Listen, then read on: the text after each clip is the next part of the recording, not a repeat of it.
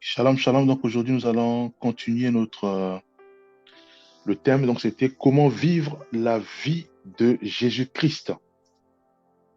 Donc récemment, dernièrement, on avait vu le point un. Donc c'était quoi? C'était avec quoi alimentons notre corps. Donc aujourd'hui, nous allons voir qui influence nos pensées. Voilà. Donc on sait tous que les pensées, c'est c'est là où on élabore tout, hein. Donc, avant de mettre quelque chose en pratique, donc on élabore tout dans nos projets. C'est un peu dans nos pensées, hein. C'est un peu comme notre maison. Donc, avant de sortir, donc on prépare tout à la maison et après on sort. Quand on sort, on sait que voilà, on est soit bien habillé ou soit on a voilà. Donc, les pensées, c'est quelque chose qui est important pour nous les humains, puisqu'en fait, pour parler, on est obligé de travailler. Donc, tout doit d'abord être mis en place à travers dans nos pensées, et après, à ce moment-là, on parle. C'est-à-dire que si on veut, par exemple, écrire quelque chose, tout en place dans nos pensées avant que nous puissions écrire par la suite. Donc, les pensées, c'est quelque chose qui est... Enfin, donc, nos pensées, c'est en gros, c'est comme, pour les informaticiens, c'est un peu euh, comme la RAM, où tout est mis en place là-bas, voilà, ou même un ordinateur, hein. Donc avant d'imprimer quelque chose, donc on saisit, on écrit, on s'appelle c'est une lettre, donc on écrit une lettre sur ordinateur, et à ce moment-là, dès qu'on imprime, on sait que la feuille qui vient de sortir via l'imprimante n'est autre que la conséquence de ce qu'on a écrit sur l'ordinateur. Voilà donc là, les, les pensées d'un frère ou d'un chrétien, c'est, c'est quelque chose qui est très important. Donc, les pensées, donc, c'est par là que nous mettons en place nos projets, c'est par là que nous mettons en place tout ce que nous allons dire, c'est par là que nous mettons en place tout ce que nous allons faire dans la journée, c'est par là que nous mettons en place tout ce que nous allons entreprendre. Donc, ça peut être la colère, ça peut être la joie, voilà. Tout est d'abord élaboré dans nos pensées. Voilà. Maintenant, la question est posée. Qui influence nos pensées? Parce qu'effectivement, il peut y avoir que je peux mal parler. Je sais que avant de parler, c'est d'abord mes pensées qui ont mis en place ce que je dois dire, qui ont mis en place ce que je dois répliquer, les pensées. Donc, tout a été élaboré à travers mes pensées avant que la bouche puisse parler. Maintenant, est-ce que mes pensées sont influencées par les choses de ce monde ou mes pensées sont influencées par les choses célestes ou par Christ, par Jésus-Christ, par sa vie, par ses témoignages. Voilà-nous. Donc, les pensées, c'est quelque chose qui est très, très, très, très capital pour nous, les chrétiens. Donc, pour cela, on va juste lire quelques versets et après, on va décortiquer tout ça. Alors, pour commencer, on va déjà lire Psaume 139, versets 23 à 24. Donc, je vais lire. Examine-moi, ô Dieu, et connais mon cœur. Mets-moi à l'épreuve et connais mes péchés. Regarde si je suis sur une mauvaise voie et conduis-moi sur la voie de l'éternité. Voilà, nous. Donc ça, c'est une prière qui est faite à Dieu, parce que le cœur et les pensées, c'est pareil, hein. Donc on sait tous que euh, quand nous projetons de faire, par exemple, du bien à un frère ou à une sœur, c'est les pensées qui se mettent en mouvement. Voilà, donc il y a des choses qui se mettent en place pour élaborer les stratégies, pour élaborer la euh, la façon dont je dois m'y prendre pour soit contacter le frère, soit contacter la sœur. Donc les pensées, donc c'est c'est comme c'est comme une marmite où nous préparons tout avant de faire sortir la nourriture pour les mettre dans les assiettes afin que les biens puissent manger. Donc, les pensées, c'est quelque chose euh, qui est très important pour nous, puisque les pensées orientent notre vie. Les pensées conduisent notre corps, finalement. Voilà, donc, nous devons absolument veiller sur nos pensées. Prenons un autre verset. Nous allons prendre Marc 7, versets 20 à 23. Donc, je vais lire. Il dit encore, c'est Jésus-Christ qui parle, c'est ce qui sort de l'homme qui le rend impur. En effet, c'est de l'intérieur, c'est du cœur des hommes que sortent les mauvaises pensées, les adultères, les immoralités sexuelles, les meurtres, les vols, la soif de posséder, les méchancetés, la fraude, la débauche, le regard envieux, la calomnie, l'orgueil, la folie. Toutes ces choses mauvaises sortent du dedans et rendent l'homme impur. Voyons-nous, mes bien-aimés. Donc, de manière simple, si on me bouscule, je sais que je veux réagir aussitôt. Et avant de réagir, qu'est-ce qui s'est passé? Les pensées se sont mises en place.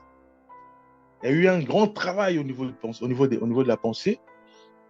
Et ce qui fait que la pensée dit, non, mais attends, il ne peut pas faire ça, il ne peut pas te bousculer. Donc, aussitôt, la pensée, donc il y a eu un travail, un puissant travail au niveau des pensées. C'est-à-dire qu'il y a eu l'acte qui s'en a suivi. Donc, j'ai poussé pour dire, voilà, mais attends, mais toi, tu me bouscules, mais il faut regarder là où tu marches. Voilà, nous. Donc, qui influence nos pensées? Alors, nous devons savoir que nous, en tant que chrétiens, c'est Christ qui doit influencer nos pensées. Si nous voulons marcher comme Christ, nous devons aussi nous ressourcer sur ses témoignages. Nous devons nous ressourcer sur sa parole. Nous devons nous ressourcer sur tout ce qu'il a fait. Pourquoi? Parce que en se ressourçant sur Christ, à ce moment-là, nous allons façonner façonner la façon de faire à notre pensée.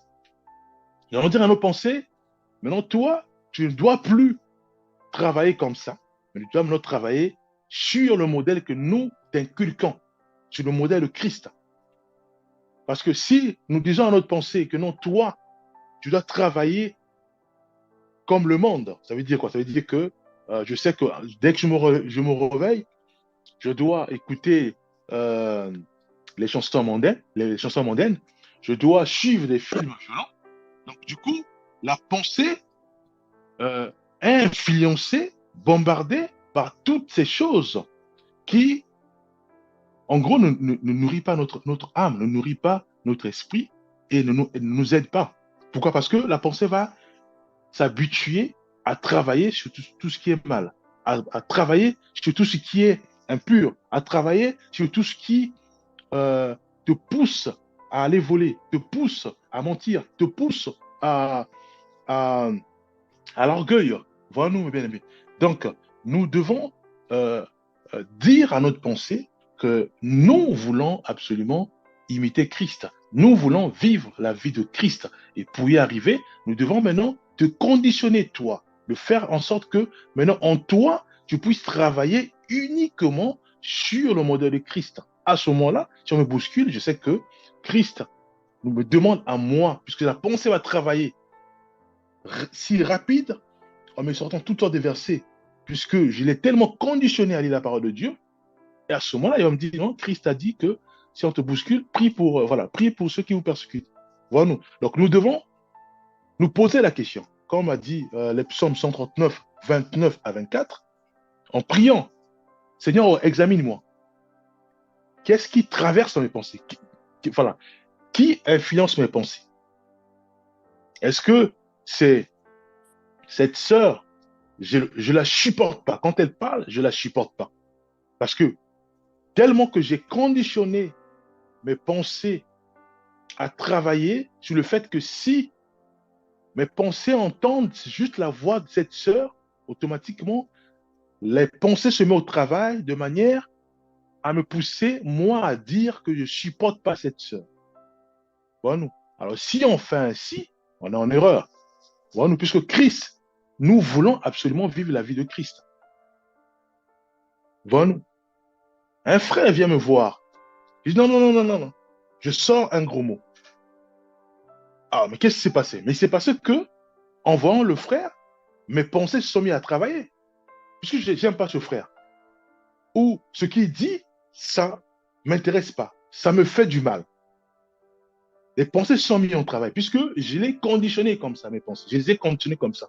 Ils sont mis à travailler de manière à ce que, maintenant, une, une parole est sortie de ma bouche, et cette parole n'est autre que la conséquence de mes pensées, puisque je les ai conditionnés à faire ainsi.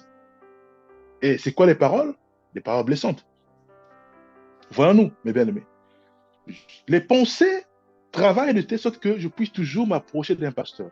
Parce que s'il ne prie pas pour moi, je ne suis pas à l'aise. Si il ne prie pas pour moi, je ne dors pas bien. S'il ne prie pas pour moi, je suis, euh, euh, j'ai des cauchemars. Or, la Bible me demande à moi de me confier qu'à Christ, à Jésus-Christ, d'avoir foi uniquement qu'à Jésus-Christ. Or, mes pensées, je les ai conditionnées à avoir foi à un pasteur, à avoir foi à une servante du Seigneur. Voilà-nous. Et si on le fait, toujours on est en erreur, puisque nous avons mal conditionné nos pensées. Donc, les pensées, ça nous dirige droit à l'enfer ou ça nous dirige au salut, mes bien-aimés. Prenons un autre verset, Ésaïe 55, verset 8.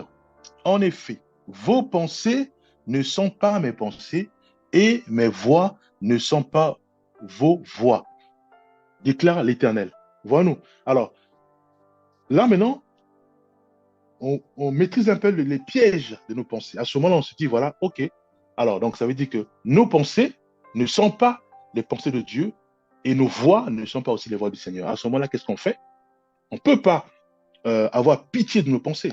Nous devons maintenant conditionner nos pensées maintenant à travailler à l'image de Christ. Nous devons conditionner nos pensées à travailler uniquement sur le modèle de Christ. En quoi faisons? En s'appuyant sur sa parole. Nous devons constamment lire la parole du Seigneur. Avant de lire, on sait tous qu'il faut prier. On sait tous que c'est pendant notre période de pause, on sait tous que si on a du mal ou on a la lourdeur ou on veut parler la parole de Dieu, nous devons nous appuyer dans la prière en notre Seigneur. Enlève en moi la fatigue, la lourdeur. Enlève en moi ces attaques lucifériens ou des démons qui me poussent à ne pas lire la Bible, qui inondent ma vie en m'injectant la lourdeur. Et à ce moment-là, si nous avons la grâce de lire la Bible, à ce moment-là, allez-y, nous devons aller à fond, nous devons prier, nous devons lire, méditer constamment. Pourquoi? Parce que nous voulons conditionner nos pensées à réagir sur la base de la parole de Dieu. Si je vois une sœur à moitié habillée, où toutes les parties intimes, toutes les parties sont dehors, mes pensées à moi vont s'appuyer sur la parole de Dieu pour me pousser à moi de réagir, soit à travers mes regards, puisque la parole de Dieu me demande de fuir l'impudicité. À ce moment-là, les pensées vont se mettre à travailler et va travailler sur la base de quoi? Sur la base de la parole de Dieu.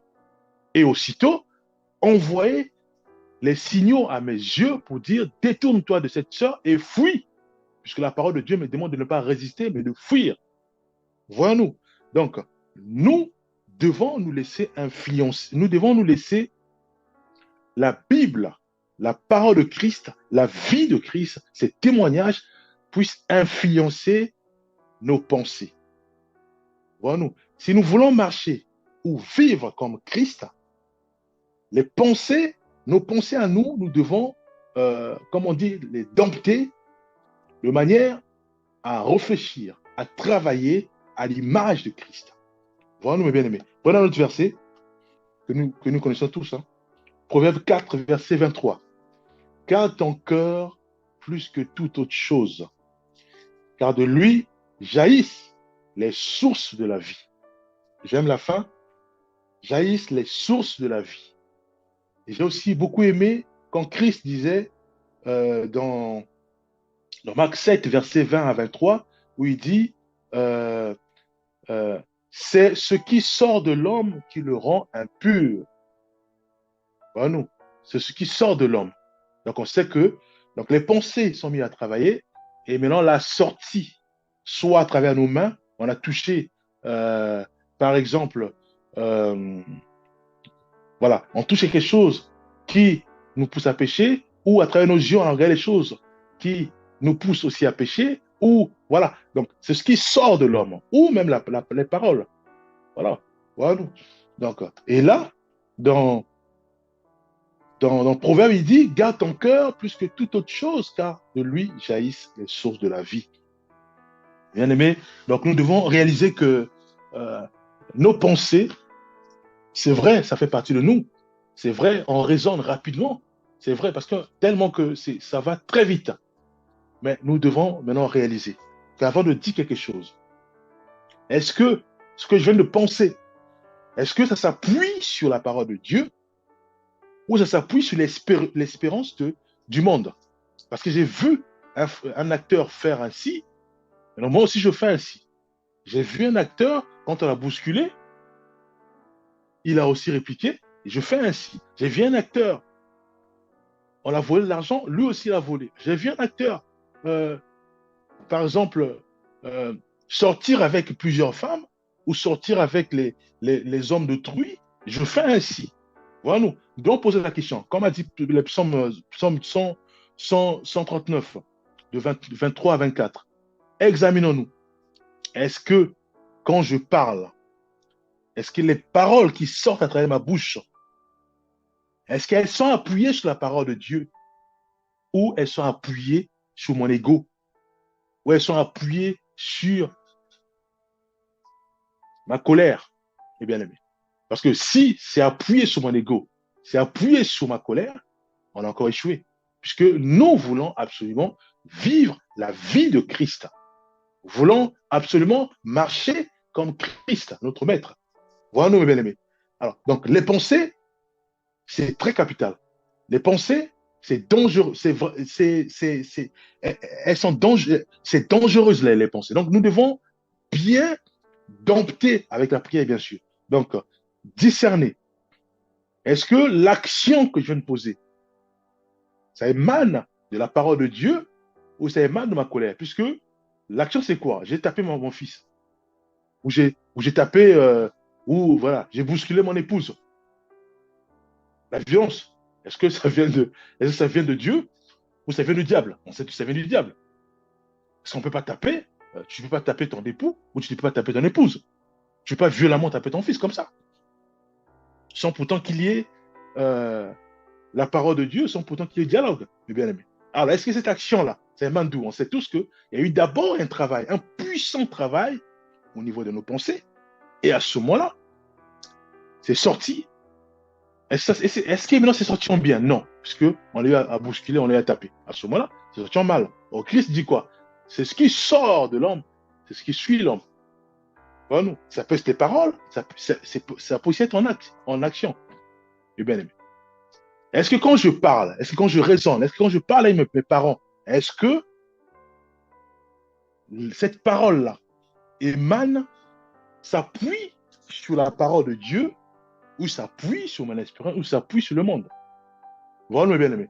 Donc, les pensées, c'est quelque chose de très, très, très important. Nous devons absolument l'orienter de manière à travailler comme Christ, à travailler sur la base de la parole de Dieu, à travailler sur la base de témoignage de Christ. Eh bien, on ne peut plus parler comme un fou, comme dirait notre Seigneur. La folie est attachée. On ne peut plus parler comme si, voilà, donc on sort la parole comme ça, on sort comme ça. Non, nous devons poser la question. Est-ce que, avant de sortir ma parole, est-ce que cette parole, cette pensée-là, elle est appuyée sur la parole de Dieu qui me demande à moi de respecter, qui me demande à moi d'aimer tout le monde, qui me demande à moi de prier pour ceux et celles qui me persécutent, qui me demande à moi d'aimer ceux qui me maltraitent, d'aimer ceux qui m'aiment aussi. Voilà nous. Alors, où ces pensées-là me poussent à dire les choses pour blesser l'autre. Si c'est le cas, j'ai encore échoué, puisque ces pensées ne s'appuient pas sur la parole de Christ. Prenons un autre verset bien aimé. Romains 12, verset 2.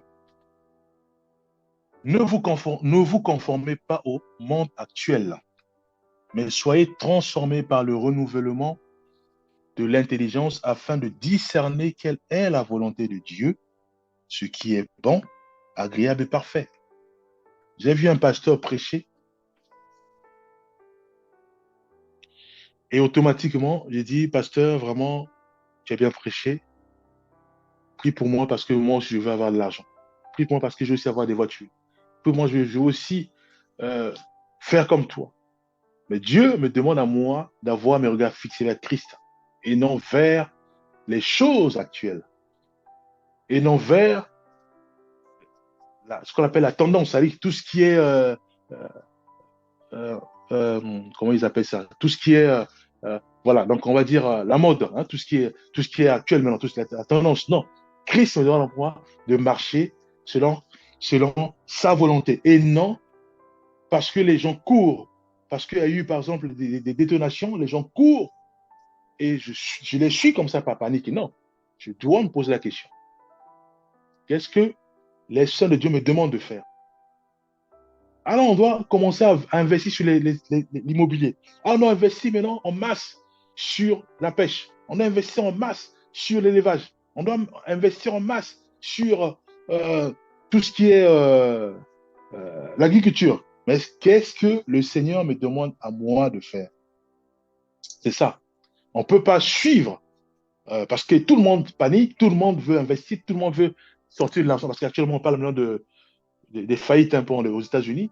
Hein, on parle de la banque Silicon Valley, on parle de beaucoup de choses. Alors moi, je commence à, voilà, pas panique, je commence maintenant à, à vouloir sortir mon argent en Crédit Suisse, puisque apparemment on parle sur le Crédit Suisse. Voilà, voilà, nous. Non, nous devons nous poser la question. Qu'est-ce que le Saint-Esprit me demande à moi? Qu'est-ce qu'il me demande? Qu'est-ce qu'il me dit à moi? Parce que je ne peux pas suivre le siècle présent, je ne peux pas suivre parce que j'ai vu les autres le faire par peur et moi, non, mes bien-aimés. Nous devons nous laisser conduire par le Saint-Esprit. Nous devons lire la parole de Dieu, prier.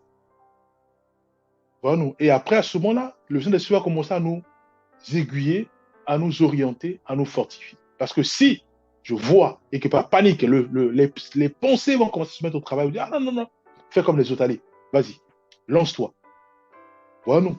Donc, il est important que nous puissions réaliser que Christ, lui, quand il marchait sur la terre, il travaillait sur les modèles de son père, sur les directives de son père, sur voilà. Donc tout a été mis en place de manière à ce que seules les orientations de son père inondaient ses pensées, remplissaient ses pensées. Voilà nous. Donc,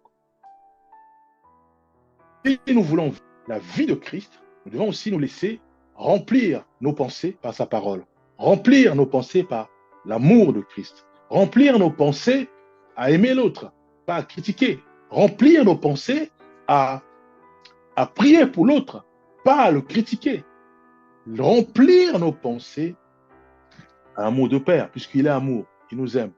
Donc ça veut dire qu'en marchant dans l'intégrité, puisqu'il est amour, donc montrons aussi notre amour à notre Père en marchant dans l'intégrité, en marchant dans la sanctification, en marchant dans la sainteté, mes bien-aimés. Voilà nous. Donc, prenons un autre verset pour appuyer tout ça. Donc, c'est Philippiens 4, verset 8. En effet, frères et sœurs, portez vos pensées sur tout ce qui est vrai, tout ce qui est honorable, tout ce qui est juste, tout ce qui est pur, tout ce qui est digne d'être aimé, tout ce qui mérite l'approbation, tout ce qui est synonyme de qualité morale et ce qui est digne de louange, mes bien-aimés. Voyons, voilà, ça c'est ce que Dieu attend de nous, nous tous, mes bien-aimés. Que nous puissions conditionner nos pensées à travailler sur tout ce qui est digne, tout ce qui est pur, tout ce qui est aimable, tout ce qui, voilà, on parle de quoi? On parle de la dignité, on parle de la louange, mes bien-aimés. Pas à critiquer, pas à calomnier, non, pas à chercher la vengeance. Parce que si on arrive à poser l'acte de la vengeance, ça veut dire que nous avons complètement échoué. Si on arrive à avoir des pensées suicidaires, on a encore échoué. Si on arrive à avoir des pensées de la colère, on a encore échoué, mes bien-aimés. Puisque nous aspirons à marcher selon Christ. Nous voulons vivre la vie de Christ, mes bien-aimés. Donc ça veut dire que nous sommes à l'extrémité, puisqu'on commence maintenant à critiquer l'autre. Non, mais si on commence à critiquer, on est encore à l'extrémité. Mais nous, on veut aller de l'autre bout là-bas, tout au fond, là où est Christ. Et pour y arriver, on n'a plus besoin d'avoir pitié de nos pensées. Nous devons les conditionner à réfléchir comme Christ, sur la base de la parole de Christ, à inonder nos pensées d'amour, à demander à nos pensées de travailler uniquement sur l'amour, sur la base de l'amour, à demander à nos pensées, à conditionner nos pensées de manière à travailler sur la base de la parole de Dieu. À ce moment-là, on ne pourra plus jamais insulter un frère. Mais non, c'est fini. On ne pourra plus jamais calomnier ou faire ce qu'on appelle comment ils appellent ça? Voilà. Parler en mal. On ne peut plus le faire parce que nos pensées vont commencer à nous envoyer des signaux pour dire non, non, non, ce que tu fais là, non, la parole de Dieu dit ceci. Tellement qu'on l'a conditionné sur la base de la parole de Dieu.